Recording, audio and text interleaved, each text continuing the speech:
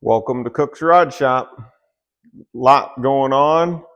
We have Torque Fest coming up this week, and so we have to get the 52 ready, the mini bikes ready.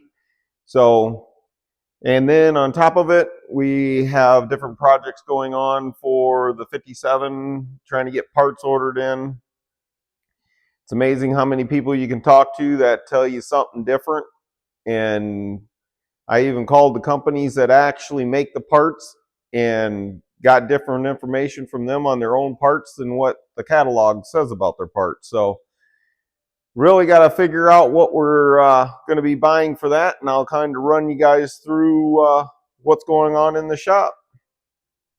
Okay, on the 52, some of the things I want to do yet is we got to get in there and we're going to pull the gearbox out because I cannot remember if I went through and dimpled the steering linkage, which would be very unsafe to leave it that way.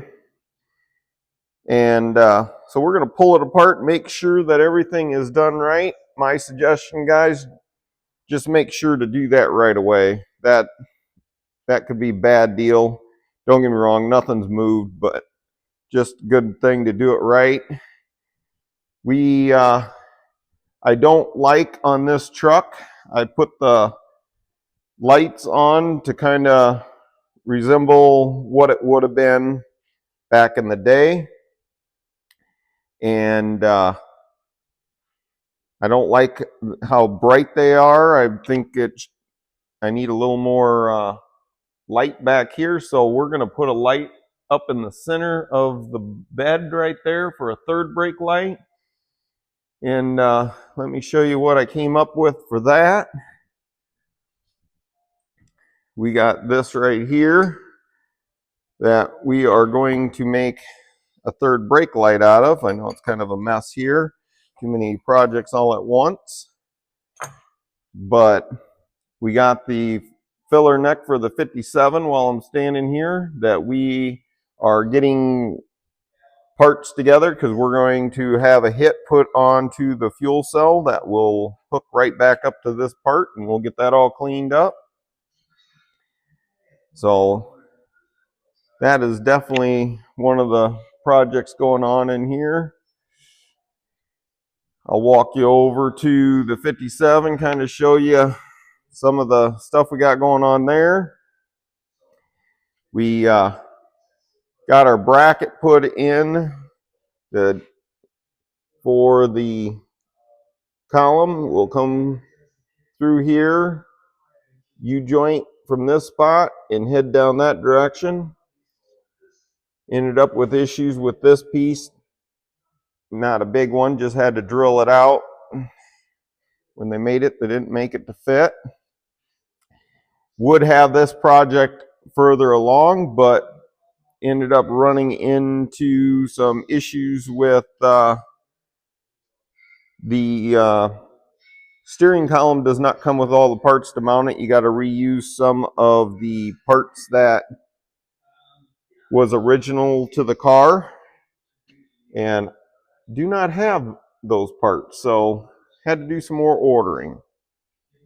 So that's kind of where the 57 is sitting.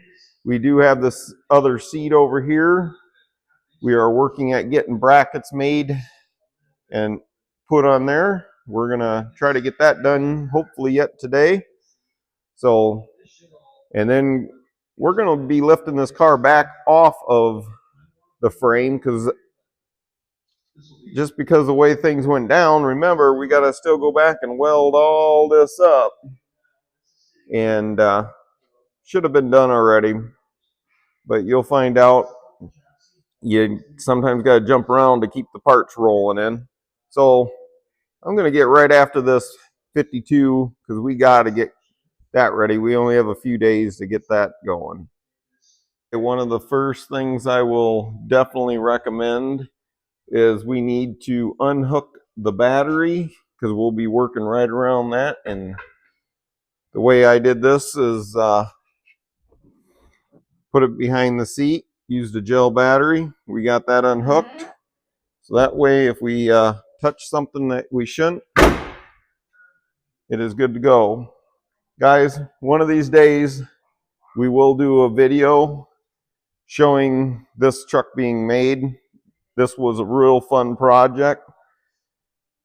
And now we're just having fun driving it, but we do need to finish up and tighten up some loose ends. So we got to get under here, and we are going to tackle pulling that gearbox out right there.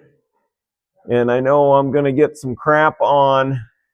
Look at that, guys. I put a pin through and a poly nut. And I know there's some people out there really frown on that, but call me a chicken, but if that bolt somehow worked its way out of there, it's not good. Could I put a castle nut on that and then did that? Yes. That's what I had. So that's what it got. Let's get that box off of there. We pulled it apart, and I actually did put a dimple in it right there. So I didn't have to pull the gearbox out. It was there. And just to show you something else I did is I put lines on it. And that's where that lines back up when I put it back together. See if I can wiggle that around and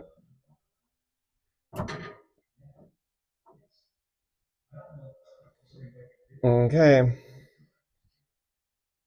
Then you can always watch and make sure that nothing's moving.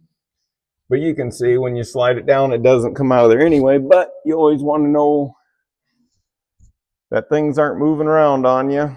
And with that dimple in there, it should not ever move. But I'm always panicked when it comes to steering. Here's what we ended up doing. I ended up pulling it out anyway. Yes, I did actually put the marks in it to hold. And then I painted lines on it. And I even go through on the nuts and the pieces. That way if something turns, you know. I did go through and actually did all that. And then one of the things that I ran into with this truck is the steering box was really loose when I got this truck on the road. So I got rid of that steering box, which was brand new, just a cheap name brand gearbox, and I bought a better name brand gearbox, and that got rid of my problems while I used the old, and there was just a hair bit of difference. So I ended up adding about a 1/4 inch onto it. And when you guys do this, if you haven't done it before, you just got to make sure you still got full range of motion once you put that in. You don't want to bring it up. See if I can get it in. You don't want to bring it, you want to bring it almost even, but just a little bit up. Otherwise, you could end up running the pieces into each other.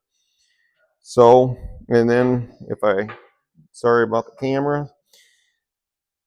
You can see I got the hole in it, put the pin in it, and then I will clean all the marks off and re-mark them. So if something moves, we know.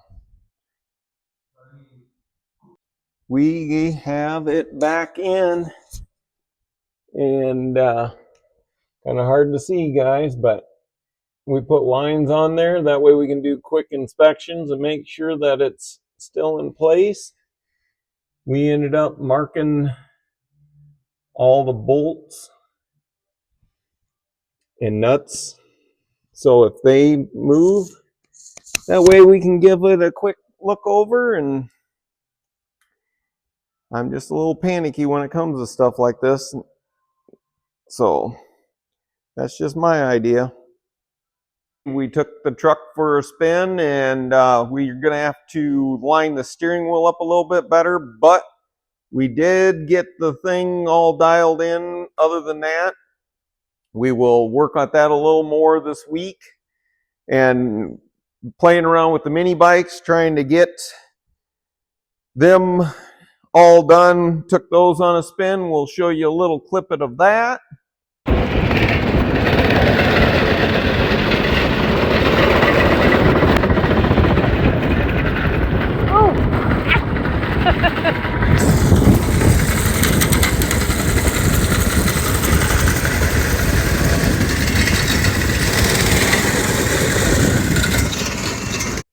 And we found, you forget when you got too many toys that what problems each one has.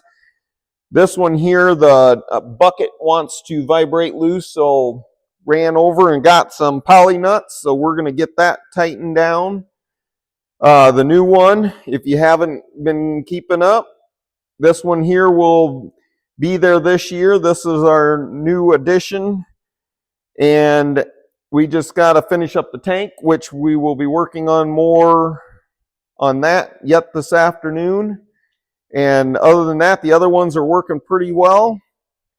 But if you guys haven't been there, Vintage Torque Fest coming up this coming weekend. I believe it's the 2nd and 3rd.